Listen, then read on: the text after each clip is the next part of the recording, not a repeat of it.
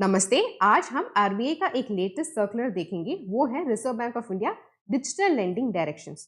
तो इसको हम डिटेल में पढ़ेंगे। तो हम जानते हैं कि आरबीआई का एक मुख्य फंक्शन है to operate the credit system of the country to its advantage. Credit system का मतलब है कि बैंक्स लोन दे रहे हैं ना बोरोवर्स को, वो है क्रेडिट। ओके, उस क्रेडिट सिस्टम को ऑपरेट करना है टू इट्स मैक्सिमम पोटेंशियल। और इसके लिए ना बैंक आरबीआई इनकरेजेस इनोवेशन।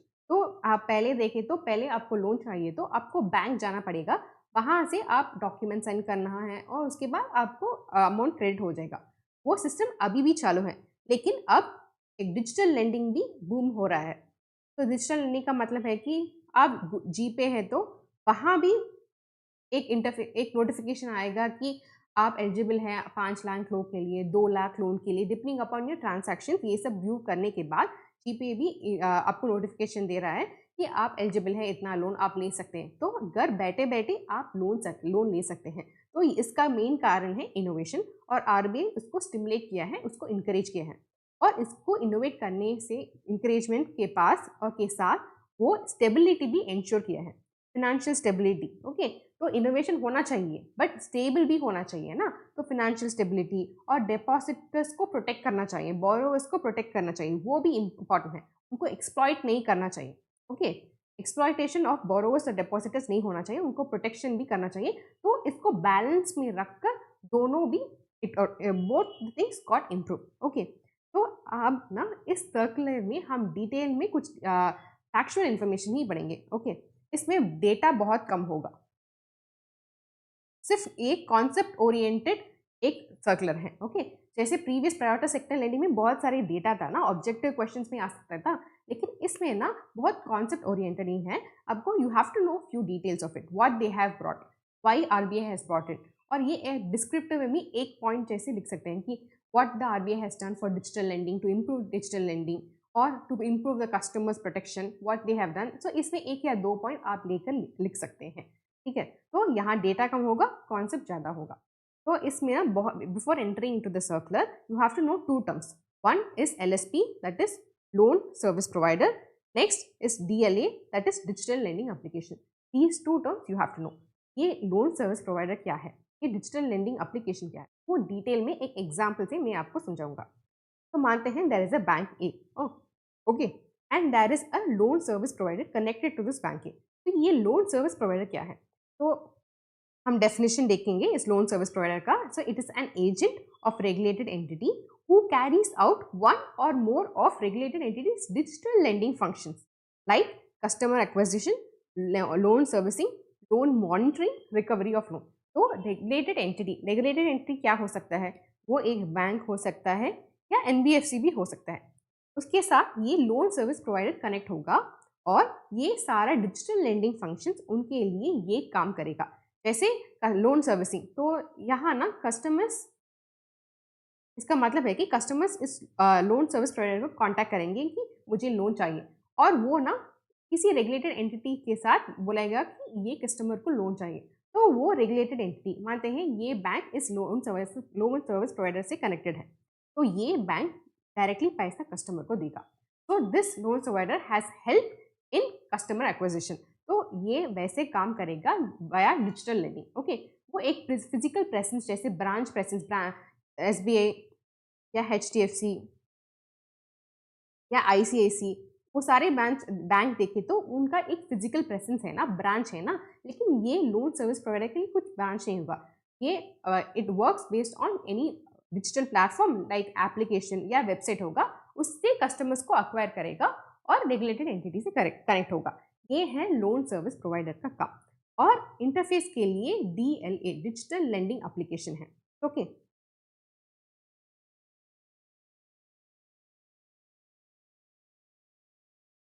तो ये डिजिटल लेंडिंग एप्लीकेशन एक वेबसाइट भी हो सकता है या एक एप्लीकेशन ऐप भी हो सकता है। तो ये क्या है, digital lending application shall include applications of the regulated entities as well as those operated by the lending service provider engaged by the regulated entity for extending any credit facilitation service। तो ये digital lending application ना, it can be operated by the loan service provider और the lending service provider, या ये bank भी operate कर सकता है। ठीक है, तो here customers they go and register themselves in this digital lending application and then they get the money from the bank. तो इसमें अब एक important point आपको याद होना चाहिए, यहाँ एक lending service provider या loan service provider पैसा नहीं दे रहा है. ओके, दिस ही और it will not disperse any money. उसके पॉकेट से कुछ पैसा नहीं जाएगा कस्टमर को. तो पैसा कौन देगा? सिर्फ ये बैंक जो भी कनेक्टेड है ना इस लोन सर्विस प्रोवाइडर के साथ, वो ही पैसा देगा. और ये लोन सर्विस प्रोवाइडर पैसा नहीं देगा, वो सिर्फ एक कनेक्शन देगा. ठीक है, this is so we are going to see in detail. The circular is all about this loan service provider and digital learning application. तो ये सर्कुलर क्यों आया था? इसका मेन रीजन है डिजिटल लैंडिंग एप्लीकेशन जो भी कनेक्ट कर रहा है ना बैंक को और कस्टमर्स को पैसा दे रहा है, वो बहुत सारे प्रॉब्लम्स क्रिएट किया था. जैसे मिस सेलिंग कर रहा था. Second, breach of data privacy. तो अब उनको लोन चाहिए, तो एक कस्टमर को लोन चाहिए तो उनका डिटेल्स एंटर करना चाहिए ना, जैसे आधार है और पैन कार्ड है. तो उस डेटा से ना वो मिसयूज कर रहा था. तो वो एक प्रॉब्लम था. दूसरा, unfair business conduct. Next is exorbitant interest rate. तो ये बहुत इंटरेस्ट रेट चार्ज कर रहा था. और नेक्स्ट है अनएथिकल लोन रिकवरी. तो जैसे हम बोले थे कि customer acquisition is one of the function and also loan recovery. Okay, वो पे नहीं कर रहे हैं तो उनके साथ बहुत हार्श बिहेव करना, अनएथिकली लोन रिकवर करना, ये सब ये डिजिटल लेंडिंग ऐप या ये लोन सर्विस प्रोवाइडर कर रहे थे. ठीक है, और एक भी कर रहे थे कि वो जो भी लोन सर्विस प्रोवाइडर है ना, बोल रहे हैं कि हम HDFC से टाई अप हैं और कस्टमर्स को अट्रैक्ट कर रहे थे. ओह, HDFC से हमें लोन मिल रहा है, ठीक है, हम ये लोन सर्विस प्रोवाइडर को रजिस्टर कर देंगे. लेकिन असली रीज़न क्या है कि वो किसी भी कनेक्शन नहीं होगा HDFC से. वो झूठ बोल रहे थे. ठीक है, तो they are telling lies that they are in connection with this regulated entity, say example for HDFC, but they in actual scenario they are not in connection, they are not an agent of HDFC. They are just telling lies so that they can attract the customers to register on their site and get loan from other bank. So they will not provide any HDFC products to the customers. They will provide only some other bank products, but they are telling lies that we are agent of the HDFC. तो ये सब miss selling हो रहा था, ये सब बहुत सारे इश्यूज हो रहा था. इसीलिए इसको टैकल करने के लिए RBI ने एक नया रिवाइज सर्कुलर उन्होंने रिलीज किया है. So for this reasons RBI issued these directions. तो इसमें ना मल्टीपल चैप्टर्स होंगे, तब हम एक एक चैप्टर कवर करेंगे. पहला चैप्टर है general requirement for regulated entity loan service provider arrangement. तो इन दोनों का अरेंजमेंट का जनरल रिक्वायरमेंट क्या होता है. First, due diligence requirement with respect to the loan service provider.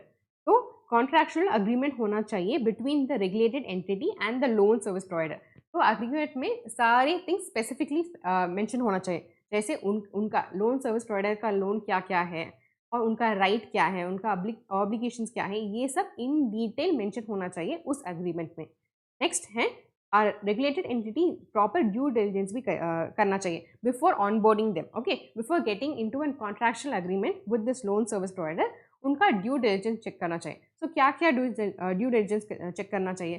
पहला है टेक्निकल कैपेबिलिटीज. तो हमने देखा कि लोन सर्विस प्रोवाइडर में कोई फिजिकल इंटरफेस नहीं होता है ना, कोई ब्रांचेस नहीं होते, तो ऑपरेट करते हैं ओनली वाया वेबसाइट्स और एप्स. फोन ऐप से ही कस्टमर्स को अक्वायर करते हैं, कस्टमर्स के साथ बात करते हैं. तो उनका टेक्निकल कैपेबिलिटी स्ट्रांग होना चाहिए, उसका ड्यू डिलिजेंस रेगुलेटेड एंटिटी करना चाहिए. उसके बाद है data privacy policies and storage system. उनका डेटा, एक लेंडिंग सर्विस प्रोवाइडर क्या है, वो एक एंटिटी है, वो एक कंपनी है, तो उस कंपनी का डेटा प्राइवेसी पॉलिसी कैसा है, उनका स्टोरेज सिस्टम कैसा है, प्रोटेक्टेड है, साइबर सिक्योरिटी है, वो सब देखना चाहिए. नेक्स्ट है पास्ट रिकॉर्ड्स. तो उसका पास्ट रिकॉर्ड हिस्ट्री देखना चाहिए and also ability to comply with the regulations. तो उनके साथ बहुत सारे स्ट्रॉन्ग सिस्टम्स हैं या इनफ कैपिटल हैं. तो रेगुलेशन, जो भी रेगुलेशन रेगुलेटेड एंटिटी ने लेआउट किया है उनको कंप्लाई करना चाहिए. तो ये सारे ड्यू डिलिजेंस रेगुलेटेड एंटिटी करना चाहिए before entry into a contractual agreement. Again and again I am telling you, इसमें ना डेटा रिलेटेड न्यूज़ कुछ भी नहीं होता है, इसमें बहुत सारे कॉन्सेप्ट होते हैं. ठीक है, आपको समझाना चाहिए. You just have to listen and remember it. इसमें बाहर करने की कोई ज़रूरत नहीं है.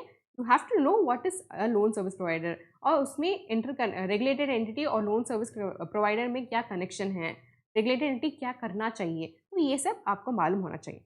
तो ये सब्जेक्टिव क्वेश्चंस आ सकते हैं, ऑब्जेक्टिव क्वेश्चंस आने की बहुत बहुत कम ही चांस है। तो नेक्स्ट, ड्यू डिलिजेंस में regulated entity shall carry out periodic review of the conduct of the loan service provider. तो अग्रीमेंट में बता सकते हैं कि हम रिव्यू कर सकते हैं आपका काम वंस इन ईयर या ट्वाइस इन ईयर, जैसे हम पीरियोडिक रिव्यू कर सकते हैं। वो भी वो कॉन्ट्रैक्चुअल अग्रीमेंट में बता होना चाहिए द फ्रीक्वेंसी ऑफ रिव्यू, एक साल में एक बार या साल में 2 बार, वो सब कॉन्ट्रैक्चुअल अग्रीमेंट में लिखना होना चाहिए। Next, regulated entity shall lay down as part of its policy suitable monitoring mechanism for the loan portfolio originated with the support of loan service provider, prevent fraud or misuse. तो इस point का मतलब है कि हम जाते हैं कि loan service provider just a interface है, okay. Regulated entity that is banks या एनबीएफसी ही कस्टमर को पैसे देते हैं। तो लोन इसमें ना डायरेक्ट कांटेक्ट नहीं होगा, लोन सर्विस प्रोवाइडर कस्टमर को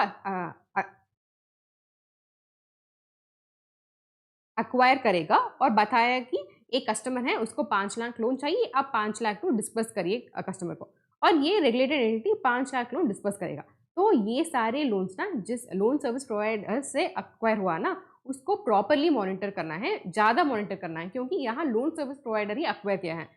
जो भी रेगुलेटेड एंटिटी एक्वायर करता है वो डिफरेंट है, क्योंकि वो कस्टमर के बारे में सारे जानेगा, लेकिन ये ना लोन सर्विस प्रोवाइडर थ्रू आएगा। तो यहाँ एक स्पेशल मॉनिटरिंग मैकेनिज्म होना चाहिए, तो सूटेबल मॉनिटरिंग मैकेनिज्म होना चाहिए, क्योंकि उसमें फ्रॉड या मिसयूज कुछ भी नहीं होना चाहिए। इसीलिए एक स्पेशल या एक सूटेबल मॉनिटरिंग मैकेनिज्म होना चाहिए जो भी लोन सर्विस प्रोवाइडर से सोर्स हुआ है। Next, the bank is still fully responsible for everything that happens in that process. The law holds the banks accountable. If the loan service provider makes a mistake or does something wrong, the bank will still be liable.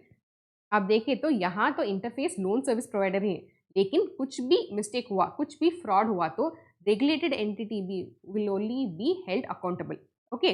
Loan service provider तो एक customer को acquire करता है, वो ही customer के साथ बात कर रहे हैं, लेकिन regulated entity will be only be held accountable. ये एक इंपॉर्टेंट पॉइंट है। Next, regulated entity loan service provider arrangements involving multiple lenders. तो ये एक लोन सर्विस प्रोवाइडर मानते हैं, लोन सर्विस प्रोवाइडर ये multiple lending, okay, multiple regulated entity के साथ अग्रीमेंट में आ सकता है, जैसे HDFC बैंक के साथ अग्रीमेंट में हो सकता है, और ICICI बैंक, SBI बैंक। तो he can have multiple arrangements with multiple banks, okay. यही है अरेंजमेंट्स इन्वॉल्विंग मल्टीपल लेंडर्स। तो ये loan service provider multiple banks के साथ अरेंजमेंट करना चाहता है, तो वो क्या क्या फॉलो करना चाहिए। तो पहला है, loan service provider shell provide a digital view of all loan offers matching the borrowers request on the digital lending application which meets the requirement of the borrower. Also disclosure of the unmatched borrowers. मानते हैं कि हमने example दिया है ना, loan service provider ए, HDFC, ICICI और SBI, ये तीनों बैंक के साथ उन्होंने टाई अप किया है, okay. There is a customer X, वो ये लोन सर्विस प्रोवाइडर के पास जाता है और बोल रहा है कि मुझे 5 लाख लोन चाहिए और इंटरेस्ट रेट है 10%, टेन्यूर है 36 मंथ्स। तो ये ना इस same offer 5 lakh 10% 36 months HDFC भी दे रहा है और ICICI भी दे रहा है, तो ये लोन सर्विस प्रोवाइडर दोनों भी उनको बताना चाहिए, डिस्प्ले होना चाहिए, ये HDFC का लोन ऑफर है और ये ICICI का लोन ऑफर है, आपके रिक्वेस्ट के साथ ये मैच हो रहा है, तो आप इसमें से किसी को भी चूज कर सकते हैं। And also disclose unmatched borrowers, जैसे SBI का लोन ऑफर है सेम 5 लाख, लेकिन इंटरेस्ट रेट है 12%, तो ये इनके रिक्वेस्ट के साथ नहीं मैच हो रहा है, फिर भी ये भी डिस्प्ले होना चाहिए। जो भी मैच हुआ है वो भी डिस्प्ले होना चाहिए, और जो मैच नहीं हुआ है वो भी डिस्प्ले होना चाहिए, और डिस्प्ले होना चाहिए। उसके बाद जो भी कस्टमर चाहते हैं वो सेलेक्ट कर सकते हैं, okay. The loan service provider should not select the product for the customer, it should only display the product, whatever product is that, it should only display, the customer ही himself will select the product. This is the explanation to this point. Next है Adopt any mechanism to match the request of borrower with the lender to offer a loan. Follow a consistent approach for similarly placed borrowers and products. The mechanism adopted by the LSP and any subsequent changes to this mechanism shall be properly documented. एक customer एक request दे रहा है ये digital lending application में, और वो matching product display होगा ना, मैचिंग और अनमैचिंग जो भी है वो डिस्प्ले होगा। तो इसके पीछे एक एल्गोरिदम होगा, तो वो एल्गोरिदम आप वो उस अग्रीमेंट में बताना चाहिए। जो भी कॉन्ट्रैक्चुअल अग्रीमेंट रेगुलेटेड एंटिटी और एलएसपी ने एंटर किया है उस अग्रीमेंट में उस एल्गोरिदम उस मैकेनिज्म के बारे में आप बताना चाहिए, और इसमें कोई भी चेंजेस फ्यूचर में हुआ ना उस चेंजेस के बारे में भी आपको बताना चाहिए, अपडेट करना चाहिए। Okay, and the same algorithm should be matched for all the borrowers and also all products. वही सेम एल्गोरिदम यूटिलाइज करना चाहिए for similarly placed borrowers and products. Next, loan offers matching lenders. तो हम match HDFC और ICICI match हो गया, तो क्या क्या डिस्प्ले होना चाहिए? ओके, मैचिंग लेंडर्स के डिटेल्स में क्या क्या डिस्प्ले होना चाहिए? रेगुलेटेड एंटिटी, तो HDFC का नाम होना चाहिए। नेक्स्ट है अमाउंट, तो 5 लाख वो अमाउंट डिस्प्ले होना चाहिए। नेक्स्ट है टेन्योर, तो 36 मंथ्स ने कस्टमर पूछा और HDFC भी वो ऑफर कर रहा है, तो ये भी डिस्प्ले होना चाहिए। नेक्स्ट है मंथली रीपेमेंट, आपका EMI 36 मंथ्स के लिए आप कितना EMI पे करना है वो डिस्प्ले होना चाहिए। नेक्स्ट है पीनल चार्जेस, आपने नहीं पे किए तो that is every 5th month you have to pay your EMI, but if you fail to pay so एक पीनल चार्ज पे करना है, वो पीनल चार्ज कितना, ये सारे डिटेल्स डिस्प्ले करना चाहिए। और एक और भी है लिंक टू KFC होता है KFS होता है की फैक्ट स्टेटमेंट। जो भी बैंक्स लोन दे रहा है ना वो की फैक्ट स्टेटमेंट भी देंगे। उस की फैक्ट स्टेटमेंट में ये सारे डिटेल्स होंगे और एक्स्ट्रा डिटेल्स भी होगा, ठीक है, तो वो लिंक देना चाहिए। तो HDFC बैंक डिस्प्ले कर HDFC का प्रोडक्ट डिस्प्ले हो रहा है उस डिजिटल लेंडिंग एप्लीकेशन में, तो वहाँ एक HDFC की फैक्ट स्टेटमेंट का लिंक भी होना चाहिए। तो all these details should be displayed from the matching lenders. Next is it should be unbiased, not directly or indirectly promote any regulated entity product, dark pattern or deceptive pattern, no mislead. तो हमने देखा कि HDFC and ICICI दोनों ये offer दे रहे हैं उसी interest में और जो भी कस्टमर में मांगा। Okay, that loan service provider A should not only show HDFC, okay, it should also show ICICI, क्योंकि दोनों both are offering the same product at the same interest rate, तो दोनों भी डिस्प्ले होना चाहिए। सिर्फ HDFC या सिर्फ ICICI को नहीं डिस्प्ले करना चाहिए, तो वैसे हो गया तो वो एक बायस ओपिनियन है, मतलब है कि वो फेवर कर रहा है HDFC को या ICICI को, तो ऐसा फेवर नहीं करना चाहिए, अनबायस्ड होना चाहिए। ये पॉइंट का मतलब है वही। ओके, अनबायस्ड होना चाहिए और they should not promote any regulated, indirectly और डायरेक्टली किसी भी रेगुलेटेड एंटिटी का प्रोडक्ट को नहीं प्रमोट करना चाहिए। नेक्स्ट चैप्टर 3 है conduct and customer protection requirement, तो ये कस्टमर प्रोटेक्शन में फोकस करता है। तो assessing the borrowers credit worthiness, तो रेगुलेटेड एंटिटी असेस करना है बोरोवर्स का credit worthiness before extending loan. तो रेगुलेटेड एंटिटी को ये सारी डिटेल्स मिलेगा ना, जैसे Aadhaar card, PAN card, identity proof, address proof, ये सारी details lending service provider provide करेगा रेगुलेटेड एंटिटी को। तो वो सारे असेस करके ही उसके बाद ही उसको देना है लोन, और वो ID प्रूफ वो सब उनको स्टोर करना है क्योंकि फ्यूचर ऑडिट पर्पस में भी उपयोग होगा। तो you have to assess the credit worthiness before giving in the loan, and also वो रिकॉर्ड आपको सेफली प्रोटेक्ट करना चाहिए क्योंकि ऑडिट पर्पस में उपयोग होगा। Next, regulated entity ensures no automatic increase in the credit limit unless an explicit request is received। मानते हैं कि उन्होंने 5 लाख लोन माना है और रेगुलेटेड एंटिटी ने उस 5 लाख लोन कस्टमर X को दे दिया है। Future may be 2 years after इसका लिमिट ऑब्वियसली पेमेंट कर रहा था ना, तो वो आउटस्टैंडिंग कम हो जाएगा ना, मानते हैं उसका आउटस्टैंडिंग था 2 लाख, तो ऑटोमेटिकली ना ये लिमिट 5 लाख को इंक्रीज नहीं होना चाहिए। That is what this means, no automatic increase होना चाहिए। फिर से एक लोन एप्लीकेशन सबमिट करना चाहिए, फिर से एवेल्युएशन होगा, उसके बाद ही क्रेडिट लिमिट करना या ना करना वो रेगुलेटेड एंटिटी डिसाइड करेगा, ऑटोमेटिक इंक्रीज नहीं होना चाहिए क्रेडिट लिमिट में। Next is disclosure to borrowers. Regulated entity digitally signed documents, key fact statement, summary of the loan products, sanction letter, terms and conditions, ये सारी डिटेल्स बोरोवर्स की registered email में जाना चाहिए, क्योंकि ये बोरोवर ना उनके ब्रांच नहीं आ रहा है, वो लेंडिंग सर्विस प्रोवाइडर थ्रू ये लोन बोरो कर रहा है। तो ये सारे details that was sign documents, KFS, loan product, ये सारे डिटेल्स बोरोवर्स को रजिस्टर्ड ईमेल और एसएमएस भी जाना चाहिए। नेक्स्ट इज रेगुलेटेड एंटिटीज, उनके वेबसाइट में details of the digital lending products display करना चाहिए कि एचडीएफसी मानते हैं कि उन्होंने एलएसपी ए के साथ, बी के साथ और सी के साथ टाई अप किया है, तो ये सारे डिटेल्स एचडीएफसी की वेबसाइट में होना चाहिए, क्योंकि then only the customers will know, no, okay, this is a genuine lending service provider, this is not a genuine lending service provider, then only they will know. तो HDFC display करना चाहिए उनके website में कि वो किस किस digital lending application या लेंडिंग सर्विस प्रोवाइडर के साथ उन्होंने टाई अप किया है, वो सारे डिटेल्स उनके वेबसाइट में डिस्प्ले होना चाहिए।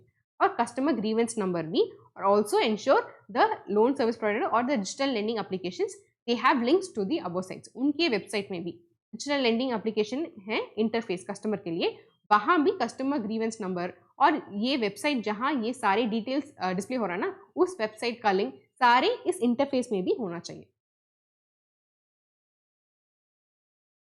नेक्स्ट है loan disbursal, servicing and repayment.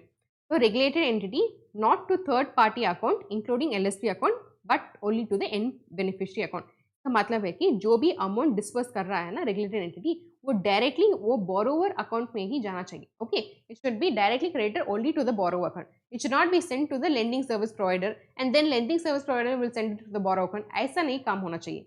Directly amount will be debited from the regulated entity and credited to the borrowers account. ऐसे ही काम होना चाहिए, ऐसे ही लोन डिस्पर्सल होना चाहिए। और सिमिलरली रीपेमेंट भी, तो बोरोवर पैसा देगा ना, ईएमआई पे करेगा ना, वो भी directly from the borrowers account, ये रेगुलेटेड एंटिटी का अकाउंट में ही क्रेडिट होना चाहिए।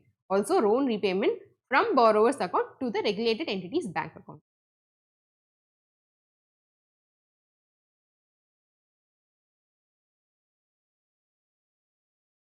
Next is cash recovery is allowed in special cases. Generally कैसे रीपेमेंट होगा, ऑनलाइन में भी रीपेमेंट होगा, क्योंकि ये सारे प्रोसेस ऑनलाइन में ही हो रहा है ना, इसका customer acquisition, customer loan servicing, loan repayment सारे ऑनलाइन में भी होगा। सो कैश का इन्वॉल्वमेंट बहुत कम है, लेकिन कैश रिकवरी हो सकता है इन स्पेशल केसेस, जैसे borrowers account must reflect the payment, जैसे इन केस ऑफ एनपीए या in case of not servicing the loan. उन्होंने लोन दिया है लेकिन उन्होंने लोन रीपेमेंट उस महीने के लिए नहीं किया है, तो bank that is regulated entity वो उनका पर्सन बेच सकता है उस कस्टमर को, घर को, और पैसा ले सकता है। To recover the money they can collect in the form of cash, और कैश के फॉर्म कलेक्ट करने के बाद उसी दिन उस बोरोवर लोन अकाउंट में वो क्रेडिट होना चाहिए। Okay, borrowers account must reflect the payment the same day. Cash से आप जो भी रिकवर किए हैं ना, वो उसी दिन उस लोन अकाउंट में आपको क्रेडिट होना चाहिए। तो ये रेगुलेटेड एंटिटी भी कर सकता है या लोन सर्विस प्रोवाइडर भी कर सकता है, क्योंकि loan service provider is one of the function is loan recovery, right. तो ये लोन सर्विस प्रोवाइडर भी कैश कलेक्ट कर सकता है, बट द सेम डे वो जाकर उस लोन अकाउंट में क्रेडिट होना चाहिए। तो नो हिडन चार्जेस और रिडक्शन।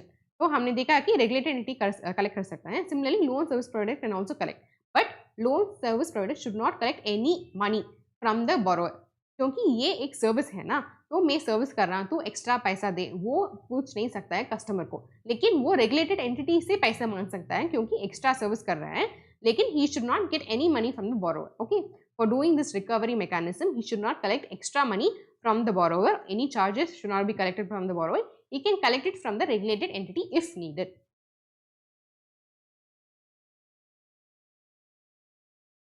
नेक्स्ट है कूलिंग ऑफ पीरियड। ये कूलिंग ऑफ पीरियड क्या होता है?